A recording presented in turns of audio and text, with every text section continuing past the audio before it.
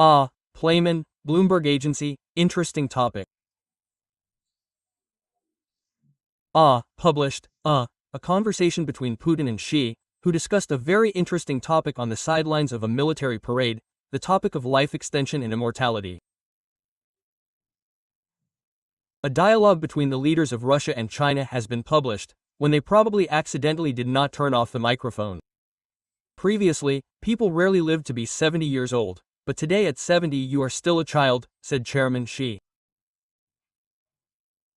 And Putin replied, thanks to the development of biotechnology, human organs can be transplanted constantly, and people will be able to live longer and even achieve immortality, said the Russian president. Forecasts are such that in this century there is a chance to live to be 150 years old, said Chairman Xi. A very interesting dialogue, isn't it? This is a very dangerous dialogue. Dangerous. Why? Because in fact, many things are not just confirmed, but are already becoming a topic for public discussion. Previously, this was a topic for only specialized discussion. It was known that Putin was very much not indifferent, firstly, to the duration of his life, and secondly, to the quality of his life, quality in every sense of the word. He treated this not just carefully, he was ready for any exotic, let's say, methods and approaches in order to really achieve some of these declared goals. And what are these baths with the blood of some horns, some morals, some shamans and everything else worth? That is, he turned to any worlds in order to get some kind of capsule or pill of immortality. This is an eternal question, as they say, since ancient times. It is obvious that our humanity, well, Putin is also subject to all this. But here we are talking not only about thoughts and these arguments. Here we are talking about the fact that since 2007, not since 2025, since 2007 it has become possible, or rather, it has happened, and not just become possible, not cooperation, but a physical fusion of three technologies that were advanced at the time. At that time it was only a hotspot issue, namely biotechnology, well, I mean genetic engineering, a quantum computer. And now China is already building a plant for the production of quantum computers. And then it was still unknown whether we could build one quantum computer, where and how we would cool it and how, in fact, an entire state should do this. And nanotechnology. Nanotechnology is such a thing, which was then, let's say, science fiction, then became an exceptional, well, manifestation of some privileged points of the planet. Now China treats this, one might say, in an industrial way. When these technologies merge, then Malthusianism actually becomes not a theory, but a practice. Namely, why does a person age? Because there are a lot of gene interactions, where there are certain calendars, which, upon reaching certain quantitative changes and upon reaching certain calendar, their counters, a certain aging gene is connected, a gene that determines less testosterone production, a gene that predetermines less muscle strength and bone, and so on, and so on and so forth with all the rest with all the organs. If you dig carefully and clean the human genome, firstly, from all known hereditary diseases. Secondly, which may be even more important, from all known hereditary predispositions to certain diseases, which are much greater. And with these technologies, this is already physically and technically possible. As a person who has been involved, let's say, in biotechnology for the last 40 years of my life, including veterinary medicine, laboratory diagnostics, I can confidently say this. And what is important, they can really switch off certain genes, activator genes, and they can reactivate general genes, for example, the youth gene, a gene, any gene there, and either proteins that are responsible, for example, for a certain interesting protein, the name of which I can't remember now, although I read an article about it yesterday. And the synthesis of this protein is responsible for long-term memory, that is, for a person's ability to remember certain important fragments for a long time and in detail. That is, in this way, we will get people who, firstly, are cleared of all this tag that we carry with us as a genetic legacy, and will treat these people about the same as if you watched the movie Elysium, where they were put in capsules there, as if for an MRI. And even if the limbs are torn off, yes, even if it doesn't matter what, if some of the main organs are still working, everything else cannot be glued back together, and the person comes out healthy, restored, well, after a major overhaul, as they say, completely. That is, of course, it was a dream then. Their Matt Damon in general, it was the main role. And who was M there, we will remember later is not the point. The idea was that in orbit there was some kind of, well, like a ship or like some kind of station, where this Elysium part of humanity lived. Elysium in Latin means paradise. These are the Elysian fields, these are the fields of paradise.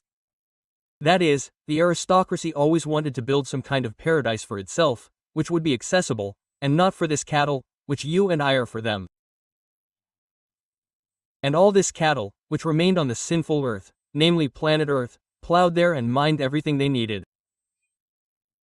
They sent certain shuttles to the ground to select what they needed. Plus the service personnel, who in this way simply constantly changed them so that they did not get used to this good and did not get excited about some specific revolutionary thoughts. And, of course, in the film is worth watching. It's called Elysium, 2017. If my memory serves me right, of course, I could be wrong about the year, but there this whole idea was revealed quite vividly, though with some Hollywood action so that the eye gum would work normally. Well, where would we be without it? That is, if Xi Jinping and Vladimir Putin talk about this now, I can immediately imagine what is behind it. China has absolutely all these technologies. Moreover, China is advanced in some of these technologies. I will not go into detail now. And how can Russia and Putin, roughly speaking, join this or take advantage of it? Honestly, it's hard for me to imagine, because there are still quite a few Russian minds, the former Soviet Union, although there was a huge brain drain. Fortunately, genetics are such that people with an inquisitive mind are educated, and Russian-speaking people in the world could gladly join this. But the fact that Russia is not suitable today even as a junior partner regarding these technologies, I think that this is an obvious fact, which is better to admit than to argue with.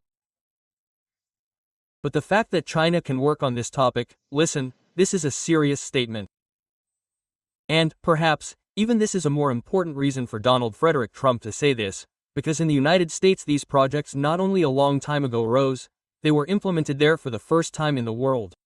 These are Silicon Valleys, so maybe this is the same conspiracy to live to 150 years. Quite likely, because, forgive me, please, there are many people in the United States of America who are not poor, who have already invested billions. And the only thing that does not allow us to judge with confidence whether they have these results is simply because this happened in the last 10 to 15 years. That is, in order to check whether they will live to 150, you and I need to live to 150 to check how well it works. And it is not a fact that we will actually be allowed to see it. You and I have a very harmful job. We have a different job. Some others will probably check it. But nevertheless, the technology was originally in the USA. But this technology, which was territorially in the USA in the state of California, and what is California? California is very, or rather, this entire Pacific coast of the USA and Canada, it is very specific, because there are a lot of Japanese and Chinese there. And the Japanese and Chinese are not on the rights of service personnel, but on the rights of the middle and above average level. It is in these laboratories, it is in these companies, it is in these bioengineering companies, it is in these computer companies, it is in these companies that are engaged in nanotechnology and the mergers of these other additional high technologies. That is, there are certain information, including at the level of spying, I mean industrial espionage. Information channels that between the western, or rather, between the eastern coast of China and the western coast of the American continent, that is, the USA and Canada, these channels have long been arranged. That is, what is known and possible in Silicon Valley, has long since flowed into Japan and China. But China in this regard, since they are a more closed administrative state, better guards some of their secrets so that they do not leak to California of these think tanks. Therefore, this is what they talked about, and even we somehow became aware of it. I do not know, I was not there, and I am really very interested in what both of them actually said, because it may be, well, I will not say so, I will not say some kind of fake, well, maybe this is an interpretation that does not accurately describe their exact dialogue. There it is difficult to determine, but even if it was, it means, I read last week that China is launching a factory for the production of quantum computers, like you and I make flatbreads there, like others produce some laptops or some smartphones, and they already have quantum computers. Quantum computers are an energy matter, because for one quantum computer, for cooling this process, a huge amount of water is needed. And water is one of the most valuable, most important and most difficult to extract, to preserve, especially in its pure form, resources on Earth. Energy. The planet is becoming energy deficient. This is also an important issue, which I will not go into in detail now, but if China is doing this, it is quite possible that they really found some thorium. They have them in large quantities, and thanks to some specific accelerators, they are able to produce much more energy than before or than all the others. There were, in fact, some bombastic claims that this would last for 800 years, even taking into account this large industry. I don't know what the actual figures are. But if you produce quantum computers, firstly, you must have a huge source of energy. Secondly, you can only sell these quantum computers to countries that also have huge sources of their own energy, otherwise they simply won't be able to handle it. And this means that you can only sell these quantum computers to a small number of countries in the world, even if everyone else has the money or desire. Not everyone has the money, everyone has the desire, but if you don't have a huge amount of water and a huge amount of energy, more than all the other countries, well, on average, so to speak, you can't afford these quantum computers, for which China is building a factory. And with the help of these quantum computers, the purification of this particular human genome is a prerequisite, and they are a prerequisite. The condition of blue quanta, expressing it from Latin, so that in these multi-billion combinations, which our genes enter into certain interactions with each other, somewhere dormant, somewhere working, somewhere active, somewhere requiring recombination, somewhere requiring complementarity, their interactions with other genes, with proteins. All this before, when it was done on our regular computers, took whole weeks of calculations. Well, I mean the current ones, there are 10 to 15 years. Now it is already accelerating and becoming physically possible. But this physical possibility, Vadim, imagine, they want to live to 150 years, not just like the head of Professor Doelle. They want to live a full life. And a full life also means a full sexual life. And a full sexual life is accompanied by the reproduction of the birth of descendants. And this means that at 150 years old, if you have productive sex, you will not have great-great-grandchildren, but you will have a whole train, maybe at the level of a small state, descendants, and you will not want to, roughly speaking, keep this technology only for yourself. They will all be dear to you. You will want to give this technology to all your vacations too, so that they too live long and happily. And this already means geometric progression. The multiplication of humanity, the multiplication of the number of humanity. And this means that again we return to the topic, that this elite, in order to allow themselves to live so long, and happily and productively, they are obliged to think about how to reduce this extra part of humanity by 90%, as has been written down many, many times and discussed many, many times in these terrible, disgusting theories, conspiracy, which have always been accompanied by specific documentaries. Lammy, come on, let's put a 3 here. Trochi, I agree. Yes. And we will also discuss with you the Shanghai Cooperation Organization Summit. Here, relying on the public rhetoric that was heard, I will remind you, Putin said that the crisis in Ukraine is a consequence of a coup d'état. And Russia did not attack Ukraine, but only responded to attempts to draw Ukraine into NATO. And Xi Jinping put forward an initiative for global governance, stated that the SCO countries should resist bloc confrontation and persecution and protect the order of events with the central role of the United Nations. Modi, whom you mentioned above today, the Prime Minister of India, emphasized that the war in Ukraine must be stopped as soon as possible.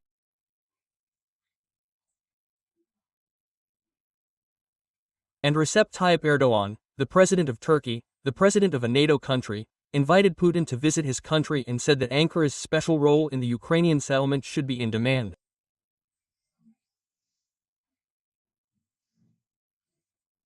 What conclusions should be drawn by Medvедев himself, and how did the American president react to all this?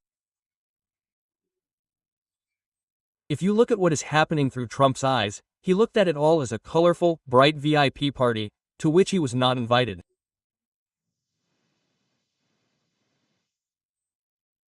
I think that Trump certainly has a personal hustle and bustle there, otherwise it would not be Trump.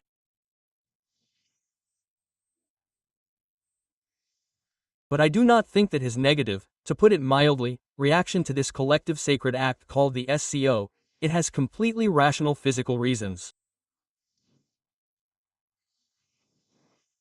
The only European who was invited to this SCO was Robert Fico. Robert Fico met with Putin. They also discussed some things, some of which you quoted there, they discussed. Putin said what you just quoted about. Well, this is not the first time, it is constantly heard. This thesis has not changed for years, one could say, for more than 10 years. But in fact, this was not at all some kind of main central or even, in general, official topic at the SCO. If you look at the final declaration of the SCO, it is not that long, it is really worth looking at. The word Ukraine was not mentioned there even once. That is, Ukraine was of interest to only those few, let's say, participants who were there, who could not help but be interested in Ukraine, who discussed some things among themselves there. All the other participants in this large summit, it is not a summit, well, let's say, a meeting at a very high level, where, let's say, representatives of more than 40% of the Earth's population arrived. Well, the word Ukraine was not mentioned there at all. This does not mean that Ukraine is unimportant. I am sure that this is not an attempt to belittle or somehow ignore the significance of this war and the results of this war, which are still unknown to everyone. This means that they, well, first of all, believe that this is not their business for now. They have more pressing local issues, because the Shanghai Cooperation Organization countries of ASEAN is a really huge region, where they have their own problems comparable to those between Russia and Ukraine today. Although not on such a scale yet, they have a lot. And even the Indonesian president could not come simply because there really are major riots there. And this is a 270, some say 280 million state, the largest Islamic state in the world, Muslim. Sent there, the prime minister, if my memory serves me right, but he doesn't care, it's very difficult to manage there, because these are large islands, Java, Sumatra, Sulawesi, someone there Kalimantan, I'll probably even skip some of the big ones, I haven't updated the geography for a long time, but the population there is not mono-ethnic, there, to put it mildly, on each island there are several of the other nationalities that are represented both on the continent and on other islands. There are certain frictions between them, that is, there is no harmony in relations there, and it is achieved only by the external power shell called the security agencies. And if someone there wants to turn this region upside down, this region will remain in a state of upheaval for a long time, so to speak, there will be no need to add external participation with its own energy. External participation will always be there due to many other reasons. So if they discuss the issues of Ukraine, they discussed them. Fico reacted quite sharply regarding the bombing, and even then the strikes were about the pipeline. Friendship, by the way, was also important for Bulgaria at one time. Well, you can understand him, but notice what he said. We are there in Shanghai about something that is close to the hearts of the long-suffering Ukrainians. This is very important. Fitz said and is categorically against Ukraine joining NATO, although no one will accept Ukraine into NATO without any Fitz. Even America is against it. So, Trump said that Biden backed NATO. So NATO does not shine at all. It can remain in the constitution of Ukraine as some kind of unhealthy desire or wishes. But Fitz said, but why not accept Ukraine into the European Union? And surprisingly, a miracle happened again. Putin said something, and I think he said it more than once, that he had never said anything like that before. It was practically forbidden to even say something like that in the mass media, propaganda, disinformation. Namely, he, first of all, said, well, yes, we are also not against Ukraine joining the European Union. I wonder, do you want to continue to conduct military operations on the territory of a member state of the European Union? How so? And yes, well, it is obvious that there will be some kind of military security guarantees. We are not against discussing them.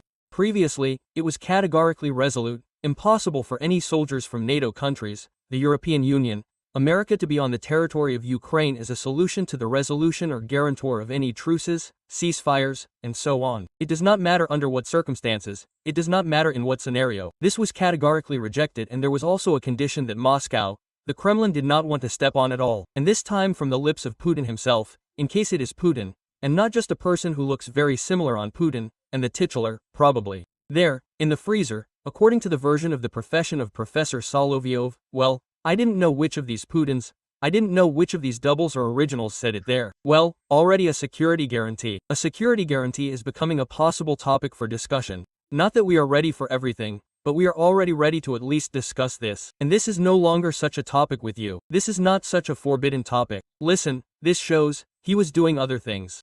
And regarding Ukraine, these two messages, they, in my opinion, matter. They. Tell me, please, we are already approaching the end of our broadcast today, our communication. What is happening within the framework of the Russian-Ukrainian war? We will not discuss the military component now. Let's discuss the political and near-political. The fact is that Trump again said that a trilateral meeting is needed, and with his participation, Putin and Zelensky. But the hostilities continue. Russia continues to inflict massive strikes on Ukrainian territory. And then Ukraine strikes Russian oil refineries. That is, there is a certain reciprocity. Yes, it's all mutual. As Trump himself says, it takes two to tango. That's it. And sometimes it seemed that this trilateral meeting could take place any minute, but maybe something went wrong. Are we close to ending the war, or are we still just as far away? I think that we are categorically, decisively closer to a ceasefire. True, it's hard for me to say these dates, because these harmful guys, American journalists, firstly, thought that Trump promised 53 times that he would stop this in 24 hours. And now, literally the other day, another D was heard in 2 weeks. I will tell you how it will all end and when it will end. And these harmful American journalists thought that this is the 11th time Trump has promised that in 2 weeks he will tell and explain how it will all end. That is, everyone, naturally, has the impression that, well, it has become, as they say, not long to wait for everyone, including you and me. Naturally, it has been 11 times so far, or at least 10 times as the 11th. Well, we were not talking about 2 weeks, we were talking about much longer periods of time, and these periods are still somehow not fixed. What is he going to do?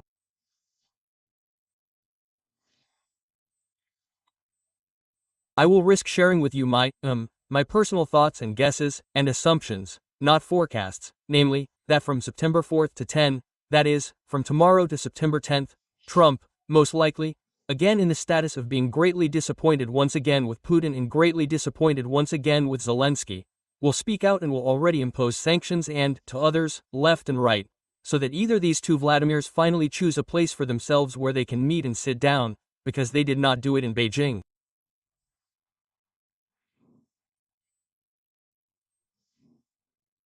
And then you just read that the next candidates are Istanbul, Ankara, well, in short, Turkey.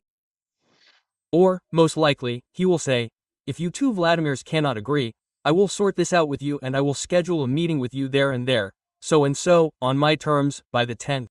But Trump has already threatened to impose sanctions against both Russia and Ukraine. Exactly. That is, this time he is probably going to cut this Gordievsky knot in a Solomon-like manner, which does not want to unravel naturally or in any other way without his help. If this does not happen, some bilateral or trilateral meeting will not take place, well, until the 10th, maximum until the 15th of September. I think that for some time Trump will lose his interest in this issue, or rather, will reduce, let's say, his attention, because what is bad for Ukraine? Well, at least bad for Bankova, whether it is bad for Ukraine or not, is a slightly different question. Okay, I apologize. Pitt said just made a statement. Here interesting in the context of what you are talking about now. Trump has instructed the Pentagon to prepare to contain Russia and China. Unfortunately, the weakness of the previous administration brought Russia and China closer together. This was a terrible event caused by the lack of American leadership and strength, said the Secretary of Defense of the United States of America. Well, you see, that is, they are starting to get ahead of us, as they say, on the go with our thoughts. And I think that in October, some even say the exact date, this is not public data, on October 6th, there will be another major military turmoil in the Middle East, which this time will cover the Caucasus, and in 15 to 20% probability the Balkans. The Balkan turmoil, which is scaling. And this turmoil, which will have, let's say, a great tendency to scale regionally. Not only Asian, but also with the transition to the Caucasus and Europe. Naturally, it will greatly divert the world's attention and everything else, let's say, from military actions, or from the questions of these two Vladimirs, in fact, sitting down somewhere at a get-together together to discuss some important issues that can save hundreds, at least tens of thousands of human lives. Or they will continue to be stubborn, because they are comfortable, but those who are dying there are not so comfortable. Therefore, if he loses, or rather, if he fails to sit down with these two Vladimirs before September 10 to 15, I am sure that Trump already has this preliminary advance information about October. You just quoted Pitkick, although from a slightly different angle, because you can't talk about such things much. And Trump's attention will be, firstly, militarily for this October. Secondly, on October 10th, he will still strain himself and will try to get the maximum number of offers to run, well, not to mention run, to be nominated for the Nobel Peace Prize.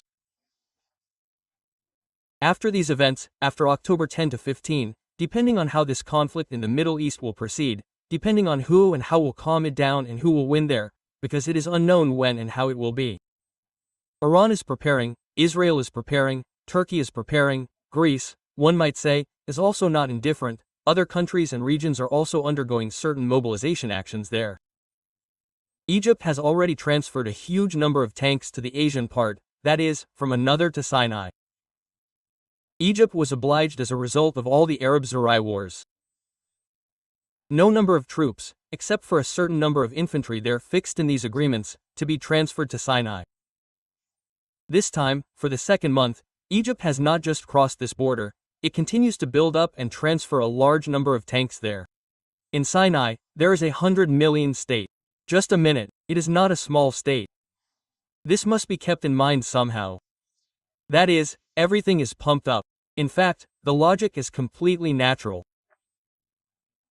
This Levantine gas field is worth killing quite a lot, tens of millions of people, because there, I reminded you again, 3.42 trillion cubic meters of explored gas, and now they have explored even more. That is, this data from several months ago and 1.72 trillion cubic meters of oil, which is somewhere 57 or 157 meters deeper than gas. Well, there is some difference in depth, there I can, of course, be wrong now. That is, this amount is not just energy, but a resource that in this energy-deficient region and in this energy-deficient for many countries of the planet no longer has energy, not even just financial, economic and social significance. It has the significance of a geopolitical blast furnace, which will emit a huge amount of heat. Everyone needs this super strength, and everyone will be ready to fight for it as long as necessary. And the more they kill, the more will go to the survivors. This is approximately the cynicism of Sir Lagu's geopolitical logic of these processes. And here is the forecast from Playman Paskov. Oh, this is not a forecast. This is not a forecast. This is not a forecast. I am simply sure that there will really be a big battle there by the end of this year, and not by the end of next year. I do not know to what extent this can be a biblical Armageddon. I am not afraid of this word. Then the people, naturally, many will lose, let's say, the focus of attention regarding the military actions of Ukraine. And this will affect, let's say, forgive the tautology, the development, when there will be a ceasefire, what the format of the truce will be and where the border will be. The territorial issue. Vide, I understand that time is running out, but only for a minute. These clever guys and girls who drew this map, they proposed a 40-kilometer demilitarized zone, which would be neither Ukrainian nor Russian, and where these mixed, peacekeepers would be in charge of control. But I didn't know how they worked with a calculator. 40 kilometers multiplied by 2,000 kilometers of the front length. That's a good 80,000 kilometers. And 80,000 kilometers. That's the Ronenskaya plus Volenskaya plus Chernivtsi region of Ukraine. That is, they want, roughly speaking, to capture and freeze such a number of territories for the sake of it. How is this done? How many troops will you need? Not 200,000, 500,000 will not be enough to simply control this process. That is, it will be an occupation under the guise of liberation, or peacekeepers for at least 500,000 foreign troops, who must be fed by someone, who must be serviced by someone, they will be doing something there and it will be unclear whether an all is exchanged for soap or how or what it is. That is, such gloomy thoughts. Sorry. Yes, this is no longer the ravings of veterinarians and far from being Bulgarian pepper. He